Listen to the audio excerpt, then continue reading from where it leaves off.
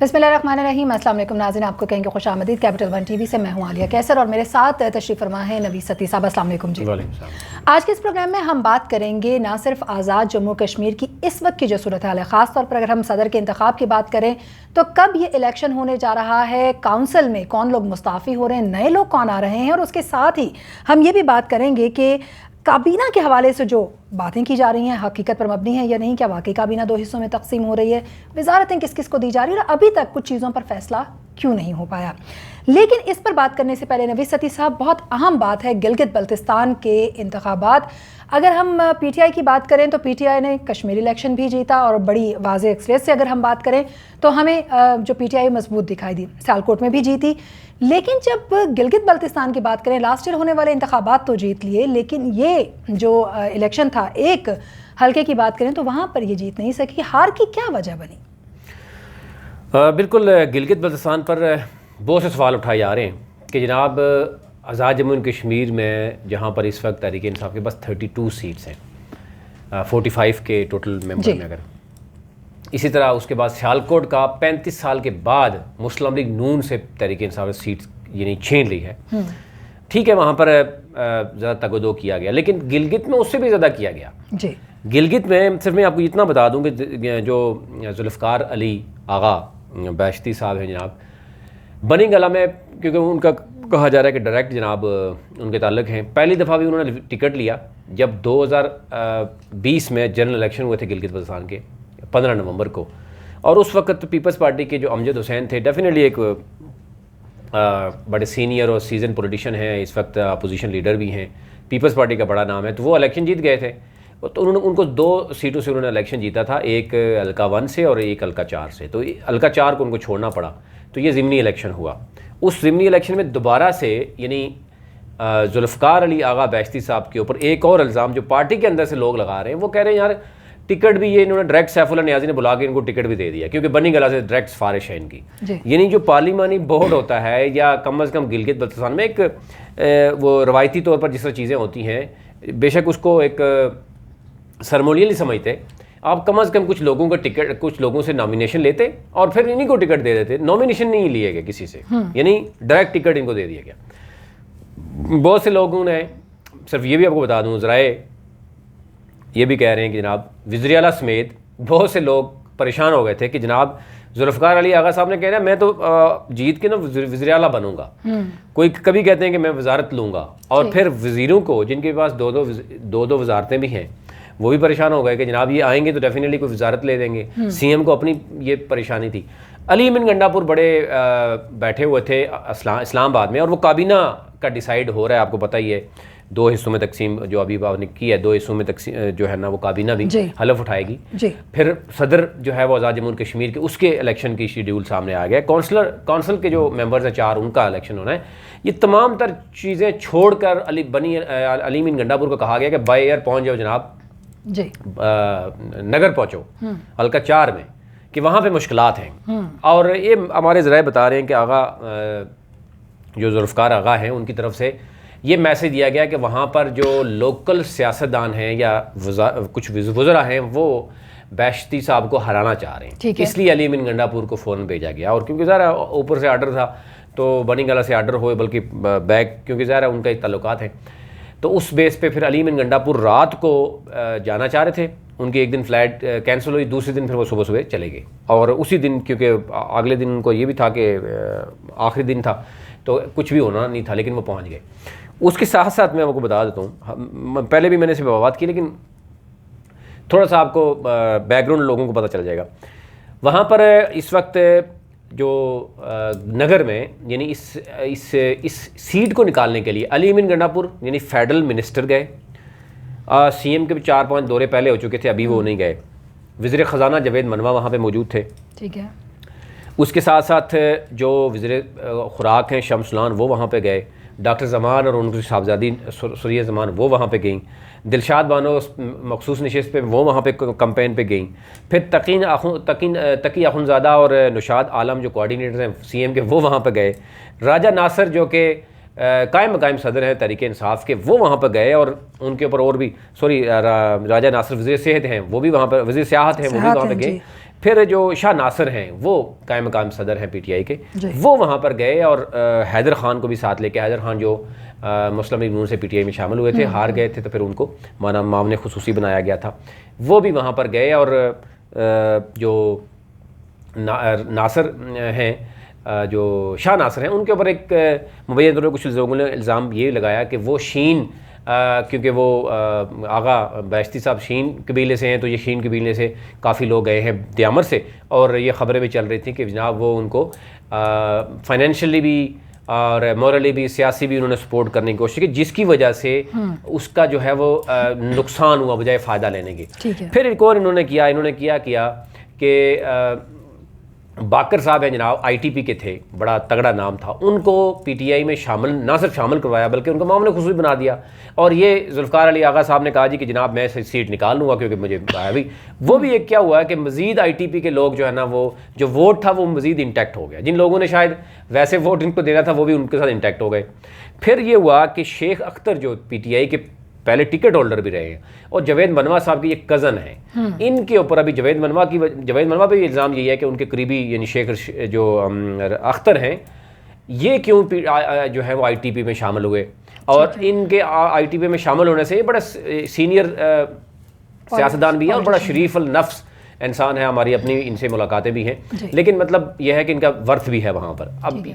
یہ بھی شامل ہو گئے۔ اس طریقے سے آئی ٹی پی جہاں کمزور کرنے کی کوشش کی وہاں میں مضبوط ہو گئی، اور پھر اپنے کچھ وزراء تھے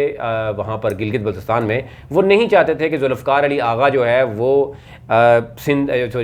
گلگت بلتستان اسمبلی کا حصہ بنے، کیونکہ ان کو یہ ڈر تھا کہ جب یہ حصہ بنے گا تو بنی گالہ میں تو ڈائریکٹ اس کی ڈوری کہیں نہ کہیں ہے، ہو سکتا ہے کل یہ کوئی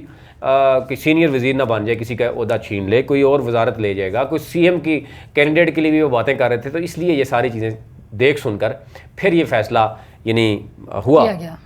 اور یہ سیٹ نہیں نکال سکے۔ اب اندازہ کیجئے کہ آئی ٹی پی اور پیپلز پارٹی دونوں مل جاتے تو پھر تو لیڈ کوئی 4-5 ہزار کی چلی جاتی۔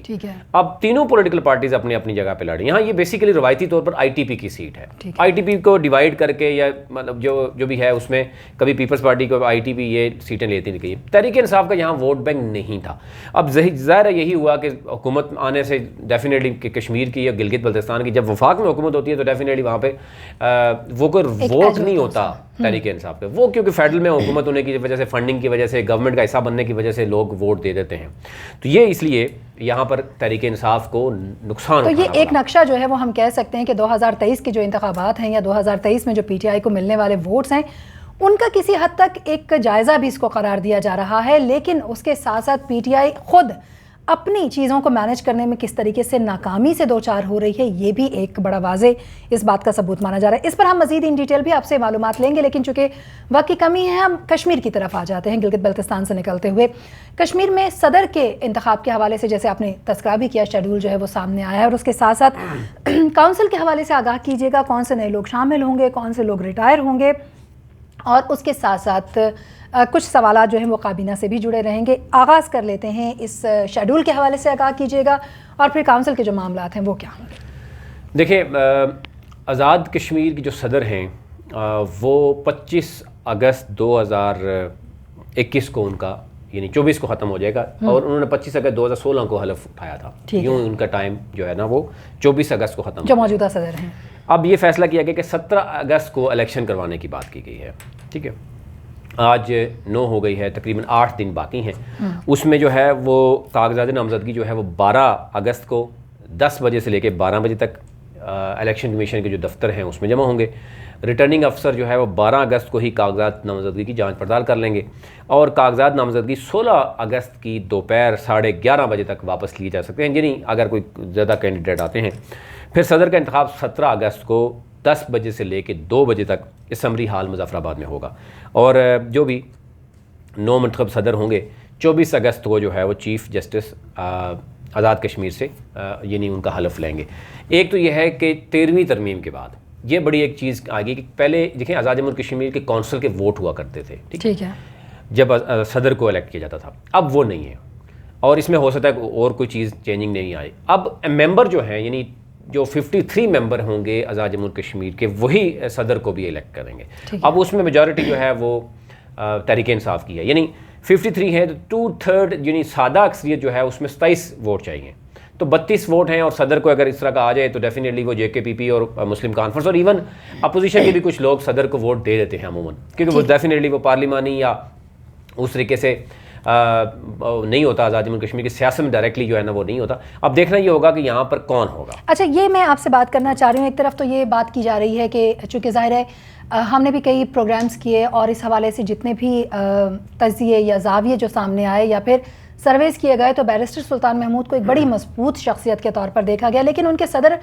بننے یا صدارت ایکسیپٹ کرنے کے پیچھے بھی کئی چیزیں، کئی محرکات جو ہیں وہ مشروط رہے. ہم آپ سے جاننا چاہیں گے کہ ایک تو یہ کہ جو کابینہ کے بارے میں یہ بات کی جا رہی ہے کہ وہ 2 حصوں میں تقسیم ہو سکتی ہے، یہ کیا معاملہ ہے؟ اور اس کے ساتھ ساتھ وزارتیں کس کو ملیں گی؟ کیا واقعی بیرسٹر سلطان محمود کے کچھ لوگوں کو اس میں ایڈجسٹ کروایا جانا ضروری ہوگا PTI کے لیے؟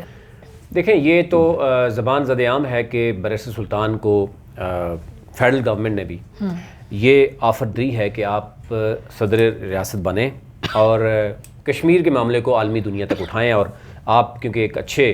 سیاستدان ہیں، آپ اچھے طریقے سے اس پہ کام کر سکتے ہیں.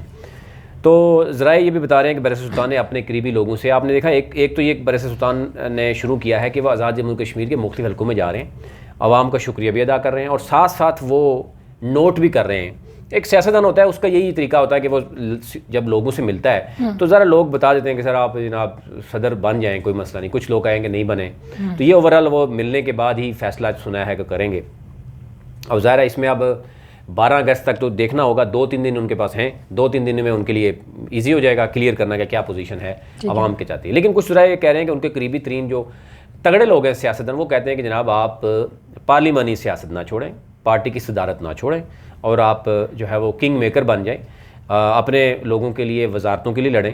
اور پھر آپ جو ہے وہ پورے آزاد جموں کشمیر کے مختلف حلقوں میں، جیسے کہ انہوں نے جانے کا پلان بھی کیا ہوا ہے، لوگوں کے ساتھ ملیں. تو یہاں پر رہنے سے ایک ڈر خوف رہے گا،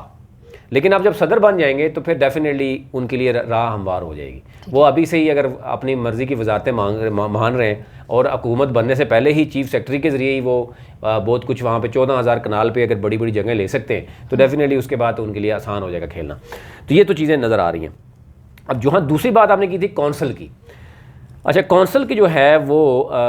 جو شیڈیول بتایا جا رہا ہے، ایک تو یہ ہے کہ نامینیشن پیپر جو کونسل کے لیے ہیں وہ 13/8/2021 کو ہوں گے اور کونسل کا جو الیکشن ہے وہ 23/8 کو جو ہے وہ الیکشن بھی جو ہے وہ ہو جائے گا. اب اس میں کون سے کونسلر یعنی جو کشمیر کونسل کے جو لوگ ہیں وہ ریٹائرڈ ہو رہے ہیں، اس پہ ہماری ٹیم کام کر رہی ہے. وہ مکمل بتا دیا گا کہ کتنے ریٹائرڈ ہوں گے اور ظاہر ہے 4 ممبر جو ریٹائرڈ ہوں گے اور جو نئے لوگ آئیں گے تو اس میں چیزیں ہو جائیں گی. لیکن پہلے کیونکہ کونسل کی آلموسٹ پاورز جو ہے انہوں نے ختم کر دی ہیں. ٹھیک ہے، پہلے کونسل کی پاورز ہوتی تھیں، جیسے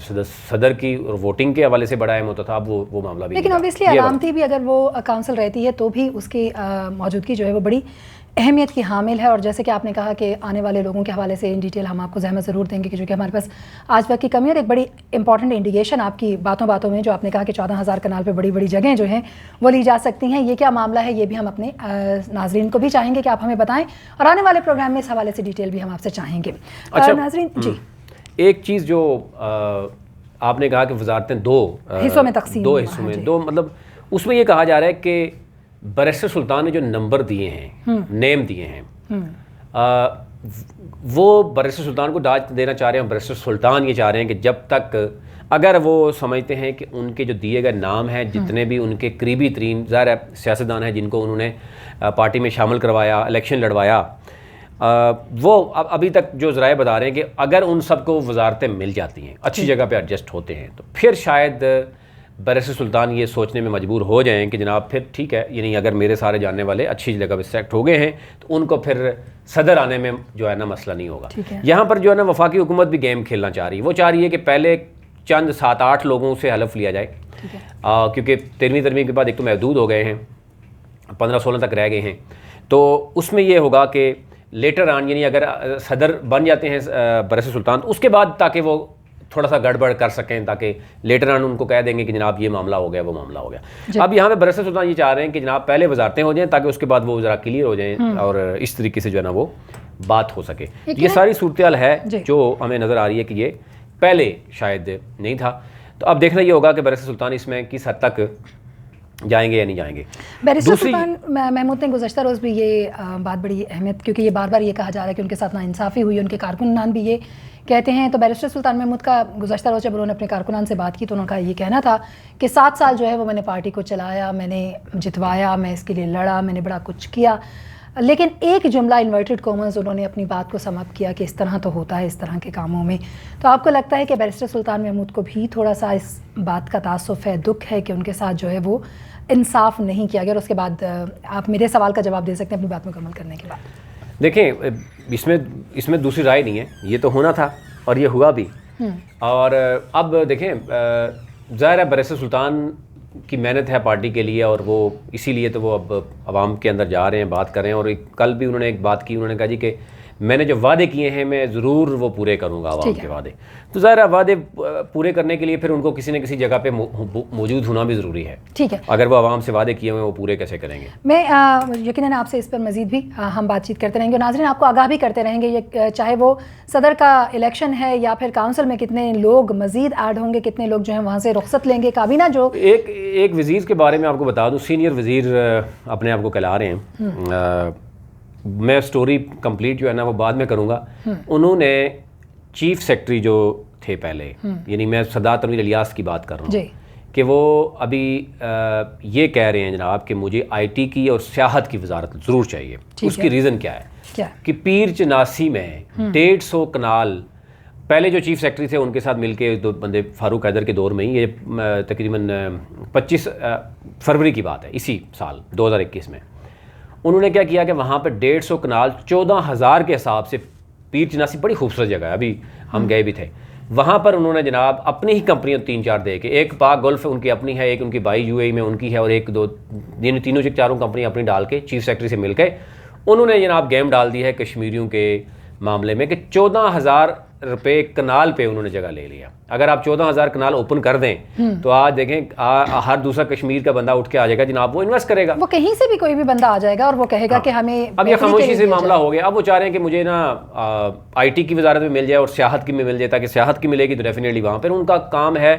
جو ہمارے ذرائع بتا رہے ہیں کہ جناب وہ چاہ رہے ہیں کہ وہاں پر بڑے لیول پر گیم ہو، کہ وہ کوئی بہت بڑا ہوٹل بنانا چاہیں گے، اور جو کوڑیوں کے بہو 14,000 کنال کے حساب سے جگہ ہے وہ کروڑوں روپے میں چلی جائے گی. میں نے اپنے ابھی